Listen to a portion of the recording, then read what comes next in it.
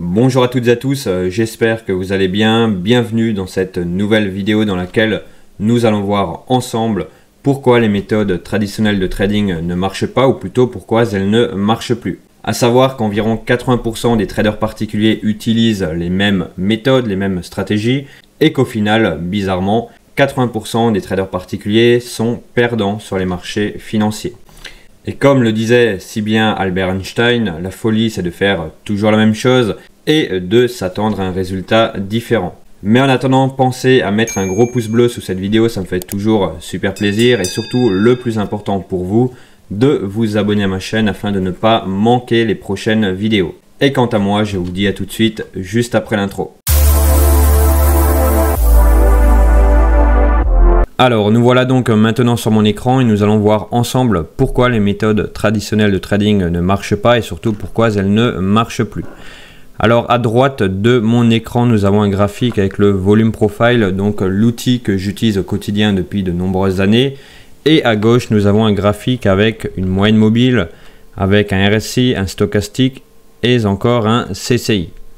Alors tout simplement, ce qu'il faut déjà comprendre dans le graphique de gauche, c'est que ici nous avons une multitude d'indicateurs, une multitude d'outils quelque part, et qu'il va falloir les interpréter.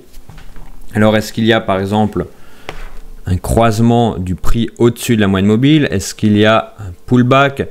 Est-ce que le RSI est au-dessus de 50? Est-ce qu'il est en dessous? Est-ce qu'il y a un croisement stochastique? Comment se situe au final le CCI?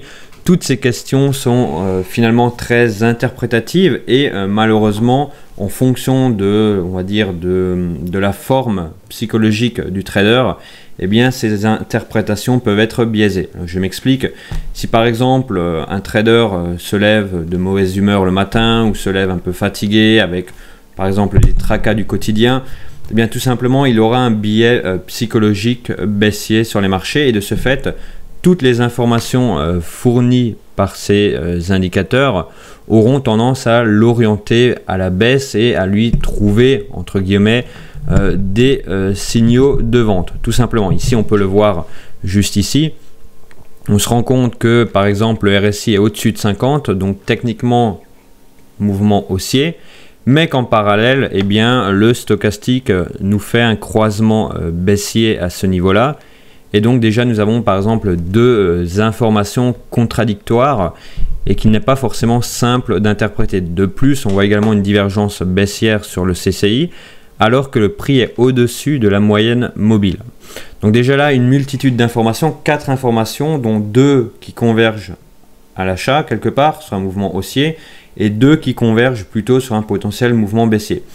Et de ce fait, tout simplement, eh bien, le trader, en fonction de son état psychologique du jour, est-ce qu'il est fatigué, est-ce qu'il est en pleine forme, est-ce qu'il est triste, est-ce qu'il est heureux, etc. Eh bien, tout simplement, aura tendance à interpréter ces mouvements, ces informations, pas forcément au final dans le sens le plus précis possible et surtout le plus concret possible. Par exemple, ici, on peut se retrouver ici sur les non-croisements également. Alors, les non-croisements, c'est quelque chose de très puissant, mais une fois que l'on est devant, lorsque le marché est en action quelque part, eh bien, on peut facilement se retrouver à zoomer comme ceci sur toute la hauteur du graphique pour voir si effectivement il y a bien un non-croisement et au final ne plus voir le graphique. Et donc toutes ces petites, comment dire, ces petits désagréments quelque part vont empêcher le trader d'être réellement performant sur les marchés puisqu'au final, il s'agit là d'une approche très interprétative et non quantitative. Et à l'opposé, nous avons donc le volume profile, donc qui lui va nous permettre d'avoir une approche plus quantitative et non interprétative, puisque par exemple ici nous avons un exemple très concret. Alors les étudiants de mon accompagnement le savent, notamment à travers des différentes vidéos ou des séances de coaching individuelles. Ici, lorsque nous avons une POC, par exemple sur les 1.07652, lorsque la session ou lorsque la journée est terminée, cette POC va se figer et elle sera toujours pareille pour les jours à venir. À savoir que ça ne sera pas peut-être 653 ou 650, non, c'est 652, 1.07, 652. Donc il n'y a pas au réel beaucoup d'interprétations possibles, mais c'est plutôt une donnée quantitative qui va être figée. C'est un peu comme si je vous disais 1 plus 1 égale 2 vrai, 1 plus 1 égale 3 faux. Et donc on se retrouve quelque part dans des données beaucoup plus précises qui laissent moins de place à l'interprétation et plus de place quelque part au concret et à ce qui se passe réellement. Donc voilà pourquoi au final les méthodes traditionnelles ont pu fonctionner par le passé, les marchés étaient moins compliqués et ça c'est un fait, mais elles ne fonctionnent plus réellement aujourd'hui, ou alors il faut beaucoup d'expérience pour arriver à les utiliser correctement. Tout simplement car il y a un côté trop interprétatif dans un monde qui évolue de plus en plus vite, qui est de plus en plus complexe, notamment suite au contexte géopolitique, politique, économique, etc. Donc voilà, je trouve à titre personnel, encore une fois, ce n'est que mon avis, mais les résultats de mes étudiants le prouvent, avoir une approche quantitative est beaucoup plus intéressante qu'avoir une approche interprétative, tout simplement.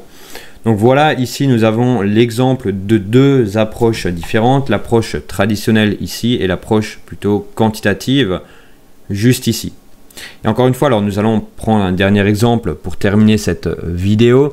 Ici par exemple, nous avions le stochastique ici qui nous donnait potentiellement une divergence haussière, on voit ici, qui aurait pu nous donner une divergence haussière, mais au final, il n'y a pas eu de divergence haussière. Il n'y a rien qui a été quelque part setupé correctement pour avoir cette fameuse divergence haussière, alors qu'ici, nous avions par exemple l'opposé, juste ici. Donc, encore une fois, tout un tas d'informations contradictoires entre, par exemple, le CCI, le stochastique, le RSI, les moyennes mobiles, et j'en passe. Bien sûr, il y a d'autres indicateurs encore, mais c'est vraiment cette approche interprétative qui, quelque part, est gênante et qui, au final, fait que beaucoup de traders particuliers perdent de l'argent sur les marchés financiers malgré tout le travail qu'ils fournissent et malgré toute la bonne volonté dont ils font preuve.